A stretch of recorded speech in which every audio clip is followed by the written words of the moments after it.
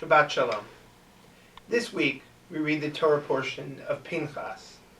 Most of us know this particular Torah portion because it is the source of the reading that we read on Rosh Chodesh, the festival of the new moon, and on all of the pilgrimage festivals, and on any Jewish holiday when we have a secondary Torah, we read from this Torah portion.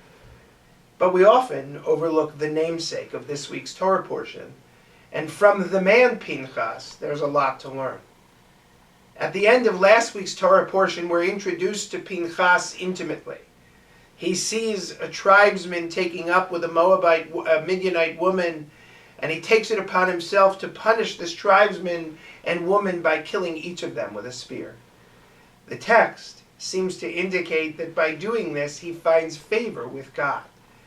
And in so doing, Phineas becomes the first Jewish zealot. But also in so doing, he begs us to ask a question of ourselves and of our community as a whole.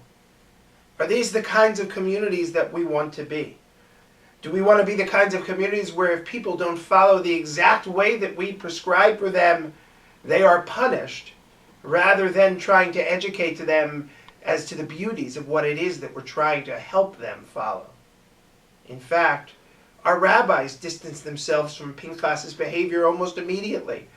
The rabbis of the Talmud explain about Pinchas, he may, had he been asked this particular rabbinical court what he should have done, we would have told him he was justified to kill them, but he shouldn't have done it anyway.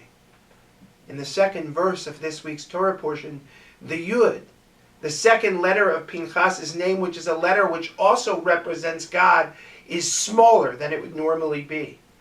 The commentators jump upon this and they say that when Pinchas decided to kill two other people, one of them his tribesmen, that the godliness within him went away. It ebbed just a little bit, and therefore the smaller Yud. The reality is zealotry will only get us so far, and it will get us very, very little. If we want people to understand the beauties of what it is that we want them to follow and understand about Judaism, it can't be done through a method of punishment, but it must be done through a method of education, of enlightenment, of showing people why this is such a beautiful tradition. Shabbat Shalom.